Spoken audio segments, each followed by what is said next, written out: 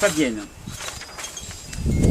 La châtaigne cuite, qu'en penses-tu? Est-ce intéressant pour le corps ou est-ce encore un aliment polluant?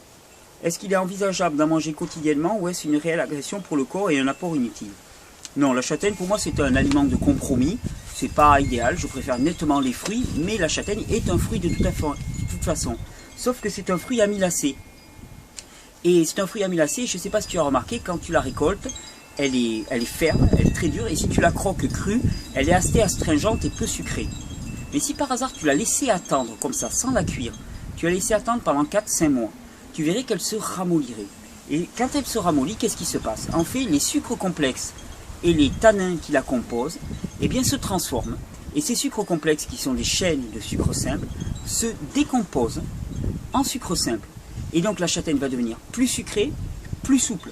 Quand un produit devient plus souple, un produit sucré devient plus souple et sucré au goût, c'est juste que les longues chaînes qui lui donnaient sa rigidité, sa structure, eh bien, ces longues chaînes, elles vont commencer à se rompre par endroits, et en se rompant, finalement, elles amènent à un assouplissement du produit et un goût sucré plus fort et une meilleure digestibilité. Parce que pour le corps, il est toujours plus facile de digérer des sucres simples que des amidons. C'est bien pour arriver à tolérer les amidons qu'on a commencé à les cuire, parce que les amidons ne sont pas normalement digestibles par le corps humain.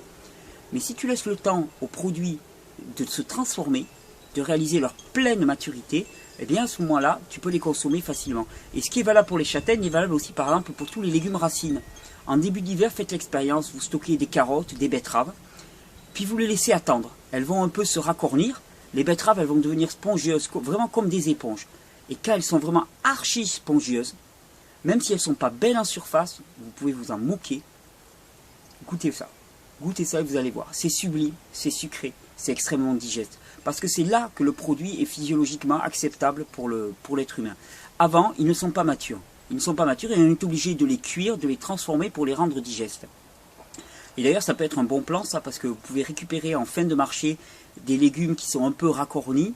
Ne vous inquiétez pas pour les vitamines. Tous les légumes racines ont une peau suffisamment épaisse et la perte vitaminique, elle est très faible. Il y aura une perte en termes de vitalité, mais de toute façon, si vous cherchez de la vitalité, c'est pas vers les légumes qu'il faut aller.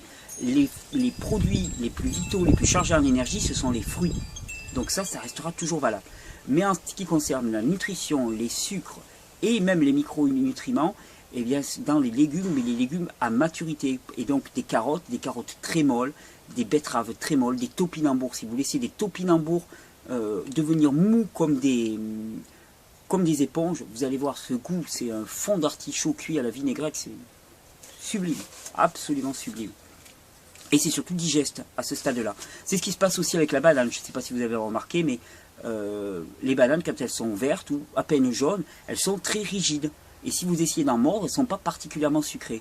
Et puis au fur et à mesure, elles deviennent de plus en plus molles, jusqu'à devenir quasi liquides, et de plus en plus sucrées. Mais c'est juste que les sucres complexes, des amidons, se sont transformés en sucre simple. Et c'est ce qui fait que la banane, pas assez mûre, est très peu digeste, mais que plus la banane est mûre, et plus elle est digeste. Et les gens qui ont des problèmes digestifs, ils devraient consommer la banane uniquement à la petite cuillère, tellement elle est mûre. Et là, vous auriez un goût de banane flambée qui est absolument extraordinaire. Vous voyez, j'ai encore des référentiels culinaires, je ne peux pas m'en départir. Donc voilà, la châtaigne, c'est un aliment de compromis. Souviens-toi quand même qu'il y a des paysans dans les Cévennes qui ont vécu pendant des mois et des mois chaque année en mangeant que de la châtaigne, strictement que de la châtaigne. Donc si tu as entendu ce qu'on a dit tout à l'heure sur l'alimentation équilibrée, tu as compris qu'il ne fallait pas s'inquiéter avec ça. C'est un aliment de compromis si tu as un manque de fruits. Oui, c'est nettement mieux que n'importe quelle céréale ou pseudo-céréale. Tout à fait. Voilà Fabienne. Ensuite, une question...